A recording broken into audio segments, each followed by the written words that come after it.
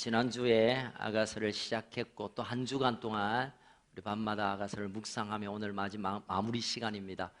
또 지난주 예배하고 오늘 예배 설교를 들으면 조금 아직도 이게 무슨 성경이겠냐 할 정도로 좀 불편한 단어들이 또 이해하기 힘든 구절들이 등장합니다. 하지만 이미 지난주에 말씀드린 대로 이 아가서는 예수님이 얼마나 아름다운 분이신가, 얼마나 존귀한 분이신가, 얼마나 멋있는 분인가. 여러분, 신부에게 있어서 가장 아름다운 존재는 신랑입니다.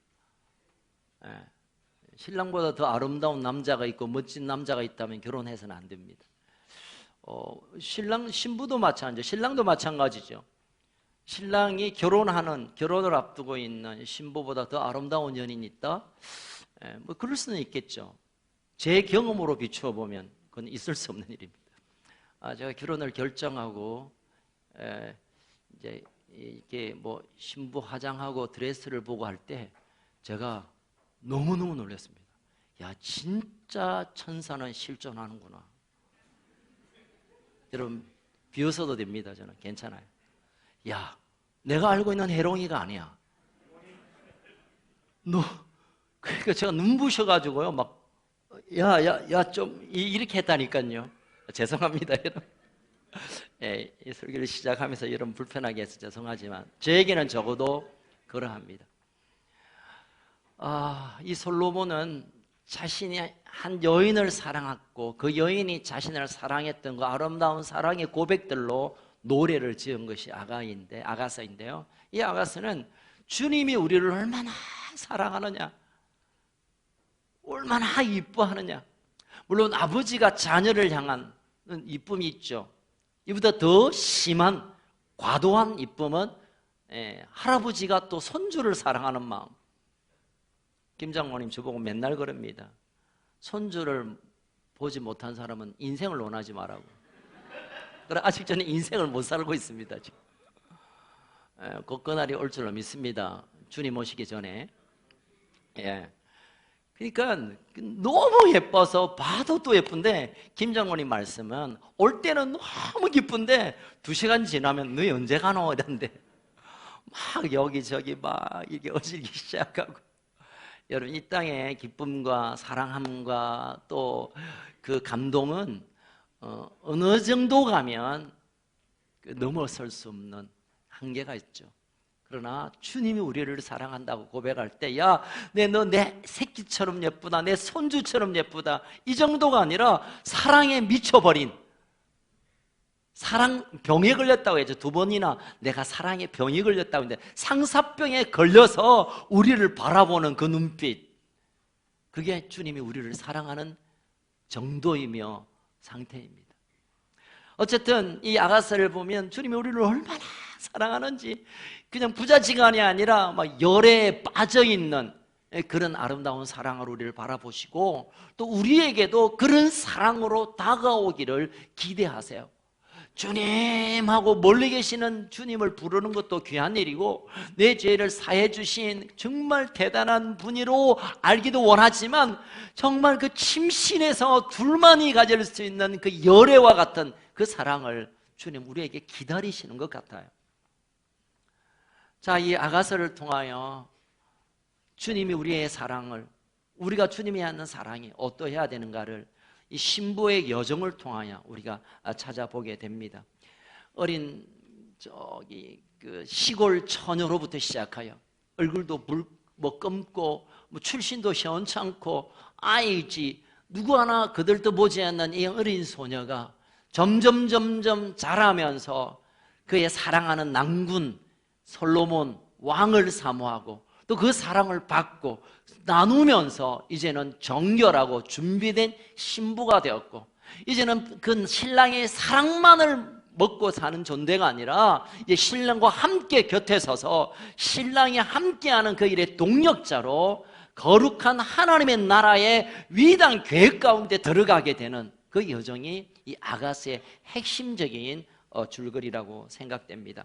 자, 오늘 본문의 내용은 이제 이러한 서로의 사랑의 관계, 그리고 좀 떨어져 있다가 만났다가 또 삐졌다가 또 회복했다가 또 울었다가 웃었다가 그 모든 여정을 통하여 이제 마지막 결론으로 내가 주님을 어떻게 사랑했고 주님이 나를 어떻게 사랑했고 내가 어떻게 자라왔고 이제 내가 마지막 이 신랑과 함께 영원한 시간을 보내기 위해 내가 무엇을 준비해야 되는가, 결론의 얘기로 이 노래를 부르고 있는 것입니다. 자, 그럼 10절을 우리가 다시 한번 읽겠습니다. 시작. 나는 성벽이요 내 유방은 망대 같으니 그러므로 나는 그가 보기에 화평을 얻는 자 같구나. 여러분, 이 17절 한 절에는 이 신부 술라미의 정체성을 고백하는 단어들이 담겨져 있습니다.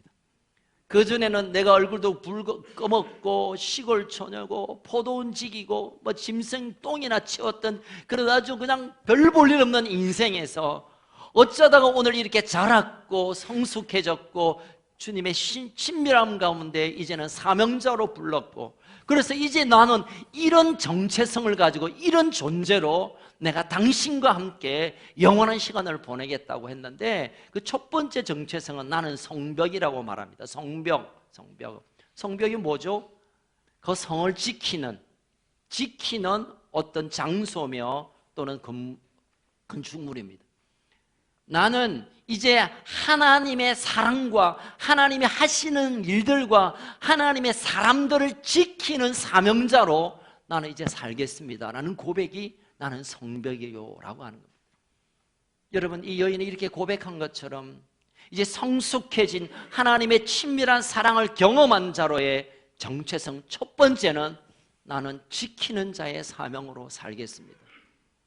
우리는 그저 주님의 사랑을 받고 복을 받고 위로받고 은혜 받고 여기에서부터 시작해서 이제는 주님의 나라를 지키고 주의 교회를 지키고 주의 사람을 지키고 나에게 주신 사명을 지켜가는 자로 내가 주의 사랑을 끝까지 나누겠습니다. 이런 고백이 성숙한 우리들의 고백이 되어야 될 줄로 믿습니다.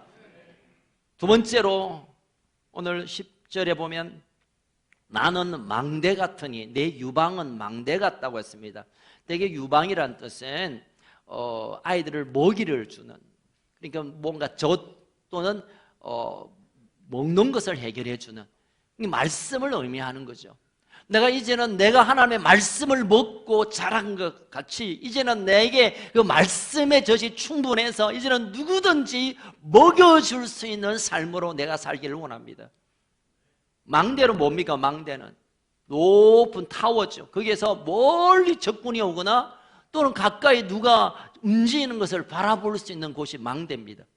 다시 말하면 내가 이제 먹이고 키우고 돌보고 양육해야 될 사람이 멀리 있는 사람일 수 있고, 우리나라 사람이 아니고 우리와 한 번도 볼 수 없는 그 사람들에게도 내가 양육해야 되겠고, 그리고 내 곁에 있는 가족들, 내 친구들, 내 성도들도 내가 먹여줄 수 있는, 이제는 먹임을 통하여 양육하는 자로 내가 살기를 원합니다.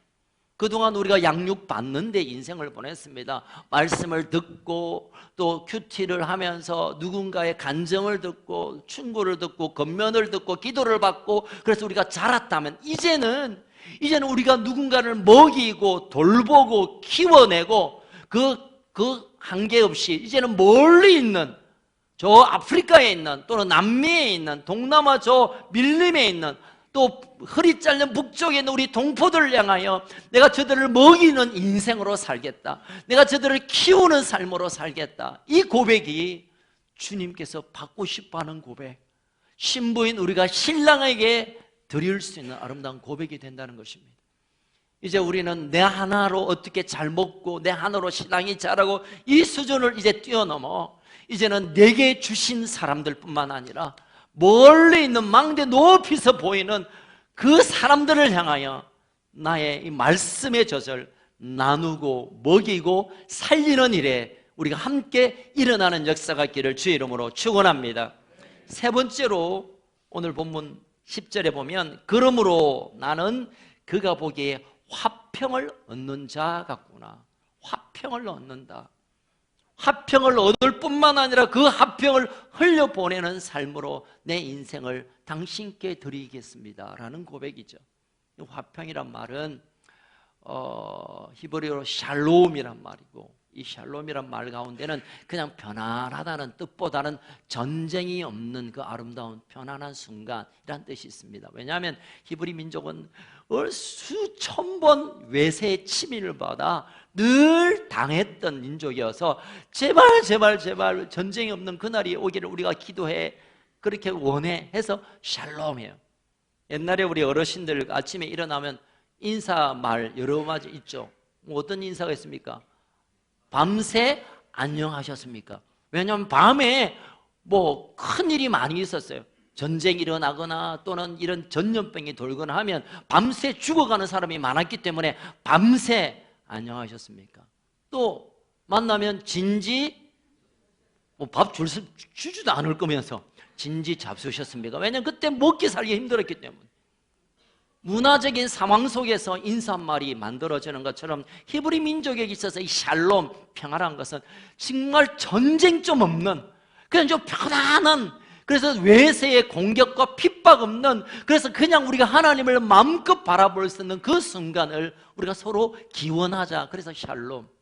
이제 이 여인이 샬롬을 경험하게 된 거예요. 야, 나는 샬롬을 이제 받았다. 더 이상 핍박과 고통과 눈물과 그 끔찍한 어둠의 시간이 끝났고 이제는 내게 평안, 전쟁이 없는 참된 샬롬이 내게 채워졌다. 그래서 이제는 이 샬롬을 나누고 흘려보내는 인생, 그 인생이 나의 인생입니다 라고 신랑에게 자기가 그렇게 삶을, 자기의 정체성을 고백하고 있는 것입니다. 여러분은 누구십니까? 서로 마주보고 당신은 누구요? 시작. 자, 그러면 대답하세요. 나는 김원철입니다. 여러분, 김원철을 물은 거 아니죠. 김원철 알죠? 당신 김원철이죠. 근데 김원철 당신 누구냐 말이야. 저 큰수교회 목사입니다. 큰수교회 목사 알지. 그거 말고 당신 누구냐고 물어들면 우리가 뭐지? 이거 뭐지? 하죠. 여러분, 이건 우리가 좀 난처한 대답을 할 수밖에 없는 것처럼 이 시대에 어쩌면 가장 큰 문제가 정체성을 갖지 못한 혼란이죠. 내가 누군지 몰라. 내가 누군지 몰라. 나는 그냥 입고 있는 옷이 자기인 줄 알고 달고 있는 명찰이 자신인 줄 알지만, 물론 그것도 자신의 일부지만 내 존재 가치가 무엇이고 내가 왜 이 땅에 태어났고 무엇을 위하여 살아가야 되는가에 대한 정체성이 없으면 그냥 되는 대로 살아요. 그러다가 뭐 좀 잘 되는 사람이 보면 그냥 이유 없이 내가 열등의식에 사로잡혀서 나는 뭐 신세 타령하고 나는 못한다, 나는 불행하다, 나는 죽고 싶다, 진짜 죽기도 하고. 여러분, 서울대학생이 가장 우울증이 심하대요. 왜? 분석해 보니까 서울대학교 아이들이 열등의식이 제일 많대요. 그래서 야, 네 서울대학인데 왜 열등감이 있냐? 서울대 법대를 못 갔기 때문에. 또는 서울법대 아버지가 교수가 아니어서. 요 정도 하고 넘어갑시다. 또 서울대 법대 아들한테 물어봅니다. 야, 너 왜 1등? 나 유학을 못 가가지고. 여러분, 끝없이 우리의 존재, 우리의 정체성을 붙들어 놓지 않으면 끝없이 누군가와 비교해서 우리는 망할 인생, 실패한 인생, 버려진 인생으로 그냥 받아들일 수밖에 없어요. 이러면 신앙적으로도 마찬가지예요. 내가 누군가에 대해서 야, 저 사람은 돈을 얼마나 벌었고 저 사람 장로가 되고 저 사람은 셀 가족이 많고 저 사람은 뭐니 응답받았는데 그걸 비교해서 나는 응답도 없고 나는 장로도 안 됐고 나는 무엇도 없고 나는 뭐 은혜도 없고 나는 뭐 스스로 자신을 지옥으로 던지는 이런 엉뚱한 일이 생겨집니다. 여러분, 정체성은 누군가가 나를 인정하고 사랑하면 정체성이 생겨집니다. 갑자기 생각나는 말이 있는데 제가 초등학교 때 별명이 좀 많았어요. 이제 이게 피부가 글로벌 해가지고요. 저보고 깜디, 연탄재, 또 튀기. 그때 이제 우리 그 인순이 언니부터 시작해서 그런 분이 좀 계셨어요. 미군 부대 옆에 보면 아이노쿠가 난데스까? 뭐 그런 말이 있어요. 그냥 뭐 그래가지고 어쨌든 별로 좋지 않는 제가 별명을 갖고 있었어요. 지금은 아예 이제 완전히 그냥 인종이 개종이 됐죠, 제가. 그때는 정말 제가 봐도 그런 별명을 풀. 근데 저보다 더 심한 인간이 하나 있었어. 걔는 깜디가 아이가 새깜디, 탄 야끼모가 난댔을까? 고구마가 타버렸어. 탄 야끼모, 나는 야끼모인데 가는 탄 야끼모, 저는 깜디인데 그건 새깜디 이래가지고 걔가 진짜 힘들어서 했어요. 그런데 얘가 한순간에 아가 얼굴이 활짝 피면서 아무리 뭐라 해도 나 당당하다 하는 순간이 있었어요. 누구냐면 초등학교 한 5학년 때로 생각되는데, 그때 짝지가 여자와 앉았는데 얘하고 마음을 나누기 시작했어요. 나중에 알았는데요, 같은 동족이니까 또 마음을 나눌 수 있잖아요. 얘가 쟤가 나 좋아한대. 이 말 한마디에 너희들이 새깜디 새깜디라도 나 소용없다, 난 너무 행복하다. 죄송합니다. 탄깜디라도 난 괜찮다. 여가 나를 좋아한다는데 이건 역사적 사실입니다. 저는 그때 아직 못 만나가지고 많이 힘들었어요. 지금 제가 웃기자고 한 얘기 아니라 지금 이 술람이 여인의 고백이 그래요. 자기는 시골 처녀, 얘도 검었네요. 내가 계달의 장막처럼 검었고 누구도 관심 없고 버려진 인생이었지만 이 왕이 나를 사랑한다는 거, 솔로몬이 나를 사랑한다. 8장 중반에 보면 불같은 사랑이라는 표현이 있어요. 불을 지질 정도로 사랑을 받는다라고 생각하니까 누가 뭐래도 나는 가장 행복한 사람, 나는 영적인 성곽이 되고, 나는 누가 뭐래도 망대가 되어서 나는 사람들을 먹이고 살필 거고, 내가 누가 나를 비방해도 나는 누구든지 평강을 전할 수 있는 인생으로 살겠노라고 그가 고백하고 있는 거예요. 아멘. 예수님의 사랑을 경험하면 하나님이 나를 사랑한다는 것을 확증하는 순간, 우리가 뭘 가지고 뭘 입고 뭘 못하고 상관없이 우리는 건강한, 정말 당당한, 하나님이 기뻐하시는 정체성을 가지고 넉넉한 삶을 살게 될 줄로 믿으시길 주의 이름으로 축원합니다. 한 번 더 얘기합시다. 옆 사람에게 당신의 성질과 상관없이 하나님 당신을 사랑한다. 당신의 인격과 상관없이 하나님 당신을 사랑한다. 아멘. 내가 하나님으로부터 사랑받는 자의 정체성을 확정하시길 주의 이름으로 축원합니다. 아멘. 자, 11절 보겠습니다. 시작. 솔로몬이 바알 하몬에 포도원이 있어 지키는 자들에게 맡겨두고 그들로 각기 그 열매로 말미암아 은천을 바치게 하였구나. 여러분, 솔로몬이 바알 하몬이란, 이곳은 아주 옥토예요. 좋은 땅이기도 하지만 바알 하몬의 지명의 뜻은 무리가 많은, 또는 많은 사람의 우두머리, 이런 뜻이 이곳에 있어요. 그러니까 바알 하몬의 포도원도 풍성하고 아름다운 포도원이지만 많은 사람을 담아 놓은 같은 포도원을 지키는 자에게 맡겨두었다고 했습니다. 맡겨두었고, 맡겨둘 때 여러분, 하나님께서 우리에게 청지기로 하나님께서 풍성한 것들을 각각에게 맡겨주셨어요. 우리가 생각한 것보다 많이, 바알 하몬과 같은 우리가 생각한 것보다 많은 무리의 그 어떤 포도원들을 우리에게 맡기셨습니다. 나는 재정도 재산도, 나는 새끼들도 내 형편도, 내 생긴 것도, 여러분 그렇게 생각하시겠지만, 그러나 하나님 각자에게 믿음의 분량대로 달란트를 또는 포도원들을 우리에게 주셨음을 믿으시길 주의 이름으로 축원합니다. 왜 우리가 어느 한순간에 열심히 생기지 않고 열심히 하다가도 멈추냐면, 나보다 저 사람이 훨씬 많이 가진 것 같은 이 비교하는 사단의 작전에 말려들어서 그래요.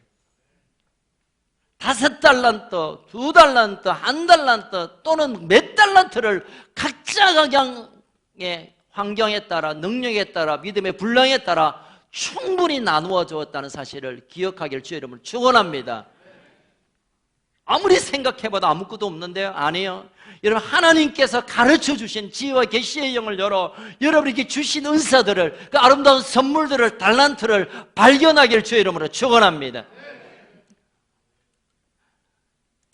오늘 보니까 그 발견한 포도원의 은화라고 했죠. 은화 1000개를 바치게 하였구나 있습니다. 맡기긴 맡겼는데, 그러나 맡기고 끝난 게 아니라 때가 되면 은천을 그에게 돌려드려야 되는 순간이 있는 거예요.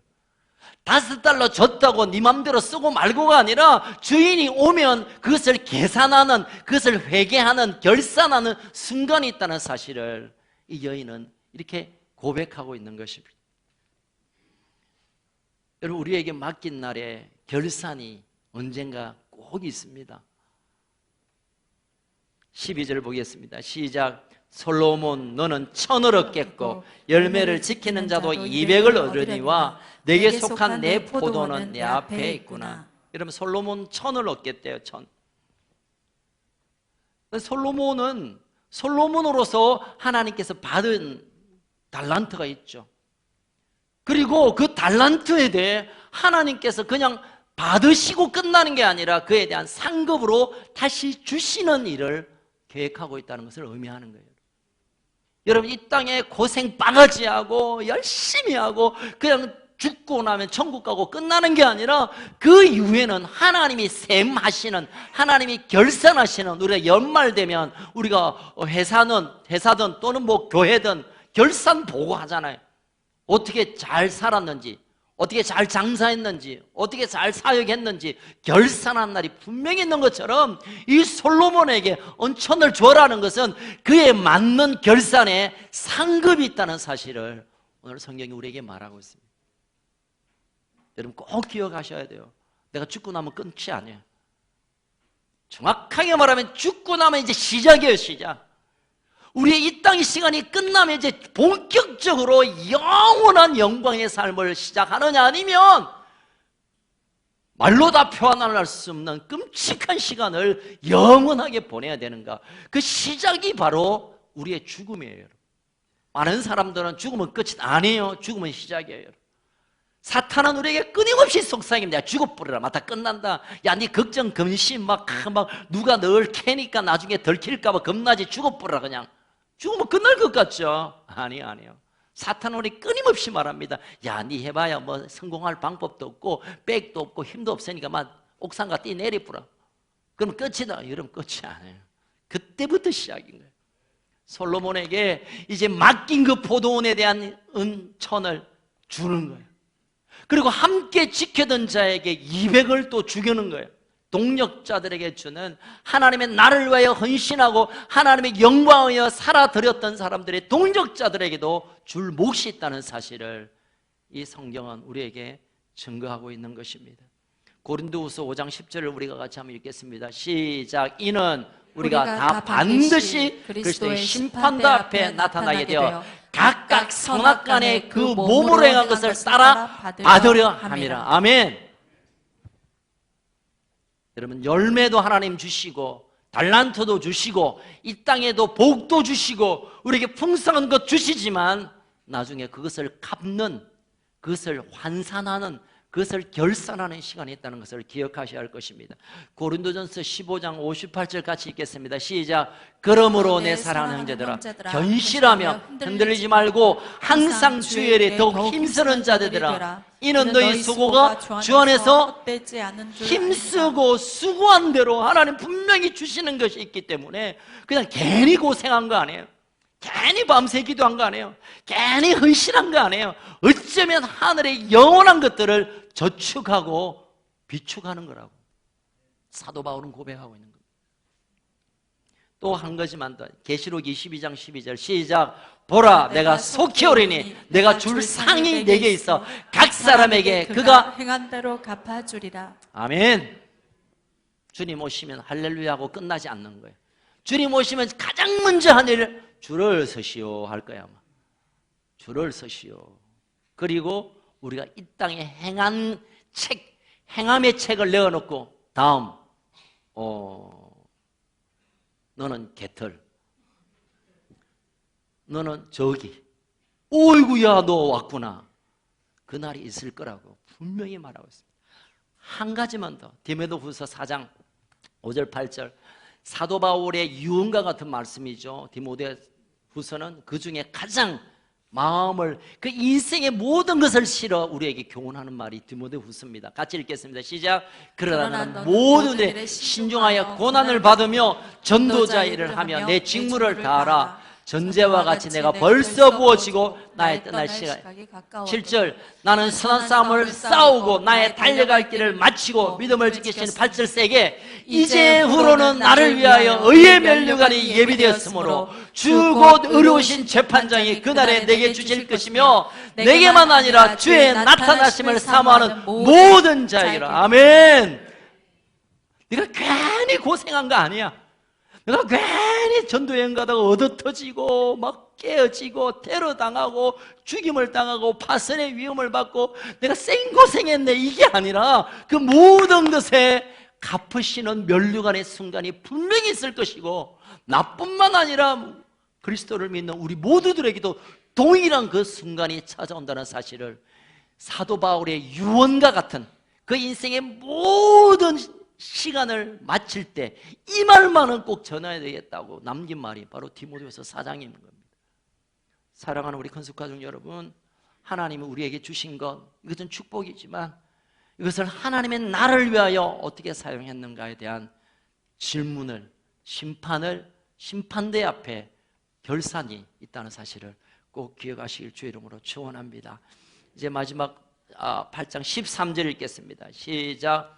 너 동산에 거주하는 자야, 친구들이 내 소리에 귀를 기울이니 내가 듣게 하려무나. 10절부터 12절까지는 술라미가 막 노래하는 거예요. 뭐 가사를 맞춰서 나는 성벽, 이거 있겠죠. 그러니까 이제 신랑인 솔로몬이 화답하는 거예요. 그 다음에 13자는 솔로몬의 노래예요. 너 동산에, 하여튼 너 동산에 거주하는 자야. 여러분, 지금 솔로몬이 신랑 솔로몬이 신부 솔로몬에게 너무 예쁘다, 너 내가 뿅 같다, 너 너무너무 착하네, 이런 관점이지만 그 관점의 이유가 뭐냐면 동산에 거주하기 때문에, 너 하나님의 동산에 거주해서 그래서 예쁘고 그래서 아름답고 그래서 내가 사랑이 불타고 그래서 내가 밤잠을 보지 못하고 상사병이 걸릴 정도 너를 사랑할 수밖에 없다. 이유가 뭐라고요? 하나님의 동산에 거주하기 때문에. 하나님의 동산이 어딜까요? 에덴 동산? 아마 공동체를 말하고 하나님의 임재와 하나님을 예배하는 곳, 그 공동체, 제가 볼 때는 교회 안에서 또 여러분 여기 오늘 본문에는 동산, 단수지만 원어 성경에는 동산들이에요. 동산들. 너 동산들에 거주하는 자, 교회 하나님의 임재 가운데 예배하는 너희들, 그리고 가정에서 가족들과 함께 하나님을 높여드리는 그 공간 속에 있는 사람들, 직장의 문을 열면서 하나님께서 이 기업의 주인 되심을 높여드리며 모이는 그 회사의 사무실, 주님 하나님으로 인정하고 주님을 신랑으로 바라보며 만나는 모든 사람들, 그가 하나님의 동산에 거주하는 자예요. 여러분, 우리의 정체성은 하나님의 동산에 거주하는 자예요. 교회만 묵고 살고 있다는 게 아니라 교회도 하나님의 동산에, 우리의 직장도, 우리의 가정도, 어쩌면 우리가 일하는 모든 직장 안에서도 하나님이 거느시는 동산 만들어 드리는 것, 이것이 주님이 가장 기뻐하시는 일입니다. 주님께서 이 공간에서만 예배 받는 것만을 기뻐할까요? 아니요. 하나님이 지으신 이 피조 온 세계, 온 만물을 통하여 그곳이 하나님의 동산이 되고 그것이 하나님이 거닐 수 있는 곳이 되고 그것은 하나님을 높이는 소리가 들릴 때 얼마나 감사하겠습니까? 얼마나 감격하겠습니까? 주님은 그렇게 고백합니다. 너 너무 예쁜데, 너무 잘 성장했는데, 너무너무 아름다운데, 아름다움의 핵심은 뭐냐? 동산에 거주했기 때문에. 여러분, 교회를 옮기는 게 무슨 산수학원 학원 옮기는 것처럼 여기 갔다 저기 갔다 그러지 마세요. 하나님의 동산에 거주하는 자, 그에게 하나님의 약속이 있습니다. 그를 향하여 말합니다. 친구들이 내 소리에 귀를 기울이니 내가 듣게 하려무나. 친구들이란 것은 이 술라미 여인의 주변에 있는 사람이겠죠. 아직은 그 신랑의 깊은 사랑을 맛보지 않았지만, 예루살렘 딸들 아직 예수는 믿는 것 같고 교회는 나오는 것 같고 하나님은 아는 것 같은데 깊은 친밀함의 사랑 안에 들어가지 못한 그들에게 좀 소리를 좀 쳐라, 소리를 좀 내라. 이 소리는 무슨 소리일까요? 생각해 볼 때 몇 가지 소리가 있을 것 같아요. 우리 신랑 되신 주님이 듣고 싶어하는 소리의 첫 번째는 예배라고 생각돼요. 예배. 예배 가운데 하나님을 기뻐하고 주님을 사랑하는 고백. 우리가 예배를 시작하면서 예수님 사랑해요. 아마 오늘 예수님 기분 째지실 것 같아. 이 하나님의 성전에 거주하는 자, 동산에 있는 자들이 단체로 떼거지로 당신 사랑해요, 이 고백을 얼마나 감격하여 듣겠는가. 제가 저 기억에서 막 갑자기 울컥했어요. 감동이 행가 아니라 주님 얼마나 오늘 기분 째지시겠나, 얼마나 좋아하시겠나. 그 듣고 싶어하는 동산에 거주하는 자들이 모여서 당신을 사랑한다고 그 사랑을 노래할 때 얼마나 기뻐하시겠나.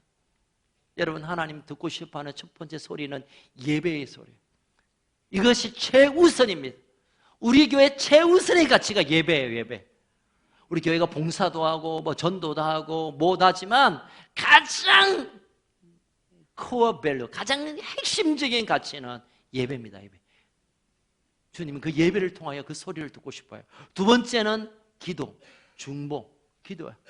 누군가를 향하여 하나님, 나 먹고 나 잘 사는 것도 필요하지만 그러나 저 가족, 저 성도, 저 사람, 그리고 이 나라, 저 북쪽에 우리 2,500동포도 탈북은 했지만 이 땅에 자리 잡지 못해서 지난 주간에 자살했던 그 사람들, 탈북민들이 요즘 자살을 시작해요. 왜냐하면 북한에는 배가 고파서 못 살았는데 지금 오니까 또 다른 공허 때문에 지금 자살들이 계속 일어나고 있어요. 저 사람들 위하여 기도해야 되고, 우리는 오늘 예배 드릴 수 있지만 하나님을 알지 못해서 지금 지옥을 향하여 달려가는 저들을 위하여 기도하는 그 소리를 신랑 되신 주님은 듣고 싶어요. 듣고 싶어 하신다. 세 번째 소리는 가르침입니다. 하나님의 말씀을 나누고 그 말씀을 모르는 자에게 듣도록 가르치는 것. 야, 하나님은 이런 말씀을 우리에게 하셔서 이 말씀이 우리에게 주신 말씀이야.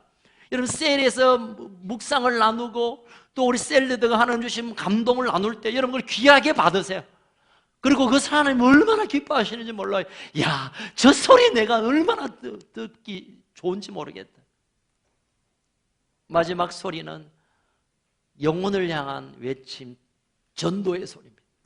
마지막이라 해서 꽁지가 아니라 어쩌면 지금 주님께서 이 시즌에는 우리에게 복을 더 어떻게 줄까, 우리에게 뭘 잘 풀려줄까, 이 관심보다는 이제 주님의 때가 얼마 남지 않았기 때문에 이 구원의 방주에 오르지 못한 이 아름다운 영광의 순간을 맞이하지 못하고 그냥 미끄러질 영혼을 볼 때 하나님 얼마나 답답하시겠습니까? 특별히 이번 명절에 가족들 만나면 그냥 빌딩 샀다고 좋겠다, 우리 아들 서울대학 갔다 오면 부럽다. 여러분, 빌딩 사오고 지옥 가면 얼마나 불쌍해요. 서울대까지 갔는데 걔가 지옥 가면 얼마나 억울해요. 여러분, 이 명절에 가족들 만나면 하나님이 듣고 싶어하는 생명의 복음을 전하는 이 소리가 여러분 가정에서 우리 곳곳에서 들려지기를 주의 이름으로 축원합니다. 자, 이제 마지막 14절 솔로몬이 이제 13절에서 너 동산에 거주하는 자야 이런 노래를 부르니까 이제 마지막 클라이막스로 제일 끝으로 여인이 술라미가 이제 이 노래로 끝나는 거야. 이 큰 노래를 한 대목을 끝나는 거야. 14절 같이 읽겠습니다. 시작. 내 사랑하는 자야, 너는 빨리 달리라. 향기로운 산 위에 있는 노루와도 같고 어린 사슴과도 같더라. 사랑하는 그대여, 빨리 달려. 좀 온나 빨리 내게 좀 달려온나. 향기로운 산 위에 있는 노루, 우리가 2장인가 3장이나 7장에 보면 노루와 사슴은 그 높은 산을 뛰어넘은 고난과 역경과 눈물의 세월을 정복하고 승리하며 달려오고 있는 왕적인 신랑을 드러날 때 이 노루와 사슴이라고 했어요. 이제 산 위에 있는 노루, 사슴같이 모든 핍박과 고난과 염려와 이 땅의 아픔을 다 끝내고 내게 얼른 좀 오라고. 신부의 이 아가새의 전체의 마지막 결론은 신부가 제발 좀 빨리 오세요. 내게 좀 빨리 달려오세요. 당신이 와야 그 산들의 아픔을 끝내고 내게 진짜 우리가 기대하던 그 감격의 순간, 영광의 순간이 시작됩니다. 좀 빨리 오세요. 제발 좀 빨리 오세요. 이 간청이 아가스의 마지막 결론으로 14절에 두고 있습니다. 여러분, 이 마지막 이 술라미의 마지막 간청은 어쩌면 이 시대 믿음으로 살아가는 우리들의 강구이기도 합니다. 여러분, 이 땅에 많은 아픔들이 있고 눈물이 있고 우리 스스로 해결할 수 없는 일이 있고 점점점 믿음으로 살기가 힘들어가는 세상을 우리 또 만나게 될 것입니다. 환난이 아니라 대환난의 시간이 다가올 때 우리가 주께 고백할 수 있는 것은 주님, 이 걱정 좀 없게 해주세요. 환난 피하게 해주세요. 이게 아니라 주님 오시면 끝나는데, 주님 모든 산들을 패하시고 주님 이제 오시면 우리의 눈물과 걱정, 염려 이거는 다 끝나버리니까 주님 좀 빨리 오세요. 좀 멀리 오세요. 주님의 재림을 간구하는 고백이 마지막 고백의 결론입니다. 여러분, 마라나타 계시록 마지막에 하나님을 향하여 이 아름다운 영광의 천국을 보여주며 그것을 바라보며 기다리는 성도들의 외침이 마라나타입니다. 아멘. 주 예수여 어서 오십시오. 그 로마의 끔찍한 핍박 가운데서도 말로 닿을 수 없는 견디기 힘든 그 고난의 순간에도 다시 오실 주님만 생각하니까 그분만 오면 이게 끝나는데, 그분이 오면 나의 있는 모든 걱정 염려는 끝나는데, 마치 춘향이가 변사또에게 팔려가고 뭐 그러다가 이러는 가운데, 여러분 누가 오면 끝나는 거예요? 예? 몽룡이 아저씨가 오면 짠짜잔 하고 끝나는 거예요. 출도야 하면 끝나는 거예요. 주님이 오시면 끝난다는 이 소망 하나 가지고 그 고난의 세월을 성도들은 이겨냈습니다. 지금도 허리 잘린 북쪽에 있는 우리 지하교회 성도들이 성경의 소리가 문 밖에 흘러나갔다가 누가 고발해버리면 그냥 즉사시킵니다.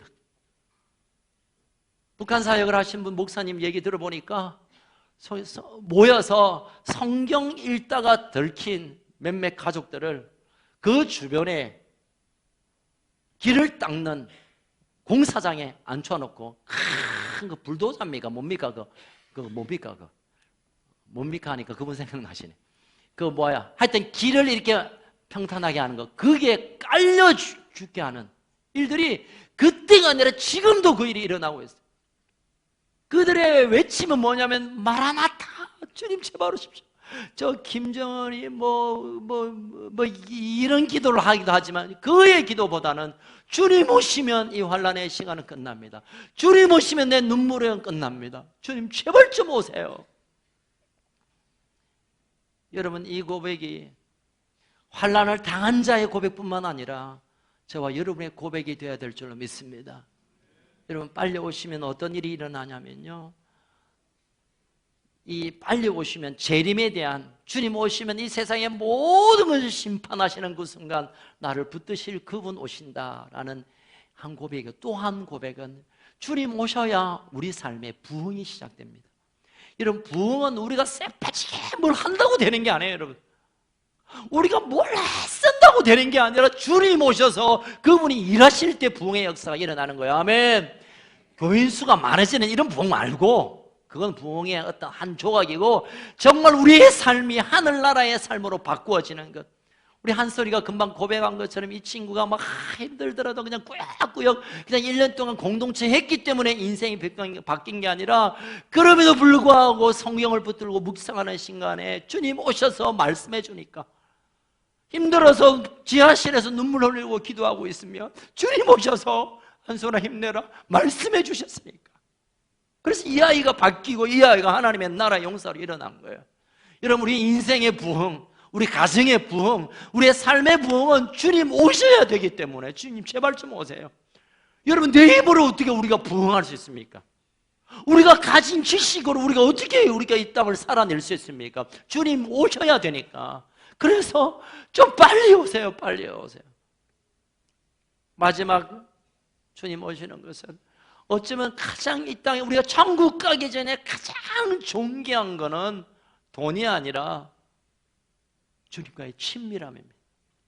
주님의 임재. 아무것도 아닌 것 같지만 여기에서부터 하나님의 나라의 역사가 시작되기 때문에 내 혼자 아무리 친밀하고 싶어도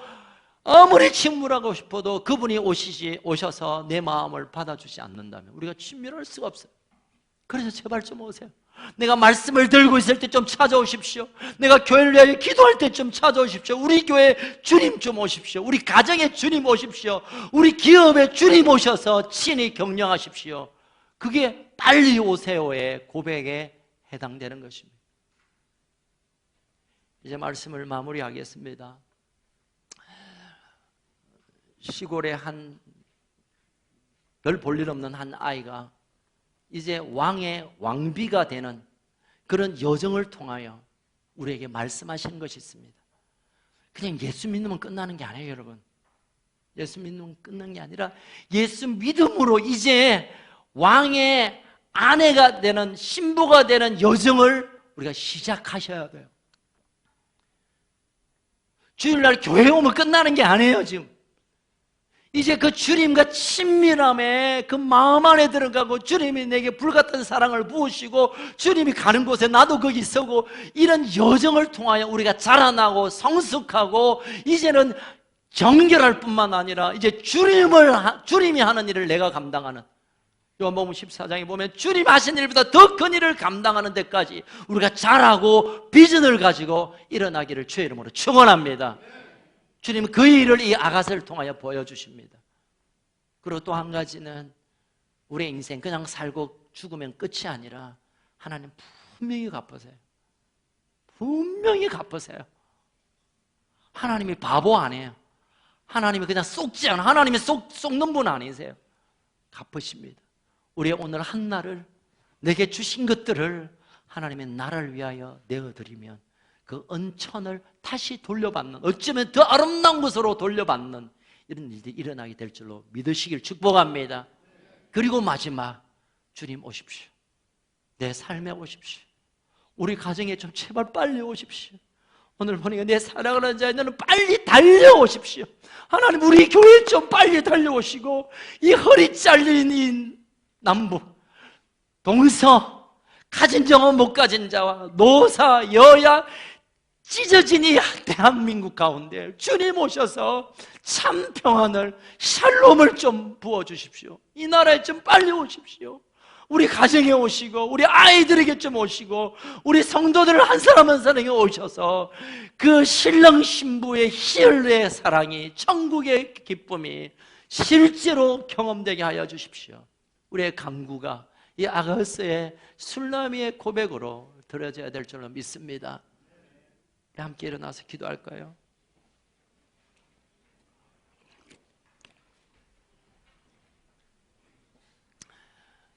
우리를 사랑하시는 주님, 우리가 사랑받을 만해서가 아니라 아무리 생각해봐도 사랑받을 구석이 없는 우리를 일방적으로 우리에게 찾아오셔서 사랑하시고 또 사랑하시고 또 사랑하고 볼품없는 우리를 세상 그 무엇보다 아름답고 존귀하게 여겨주시고 이제 그 사랑으로 우리의 발걸음을 시작하게 하신 주님 감사합니다. 이제는 나와 함께 가자고 할 때 주님의 손을 놓치지 않고 주님이 걷는 그 길을 내가 걷고 주님이 오르신 그 산을 오르는 이제 우리가 헌신하며 주님과 함께 동력자로 함께 성장하고 성숙해가는 우리의 삶이 되게 하여 주옵소서. 그러나 이 모든 것들이 주님 오셔야 됩니다. 주님 빨리 내 마음에 오셔서 내 마음을 주장하여 주시고, 주님 어서 빨리 오셔서 우리 가정을 다시 천국으로 회복시켜 주시고, 주님 우리 교회 다시 오셔서 우리 교회 가운데 하나님의 영광을 보게 하여 주시고, 하나님이 대한민국에 오셔서 이 나라 마지막 시대에 주님 길을 예배하는, 오실 길을 예배하는 민족 삼아 주십시오. 주님 오십시오. 주님 오십시오. 주님 오셔야 합니다. 빨리 오십시오. 마라나타 마라나타. 아멘. 주 예수여 어서 오시옵소서. 우리의 고백을 올려드리오니 주님 이 시간 오시옵소서. 주님 이 시간 우리에게 오시옵소서. 오셔서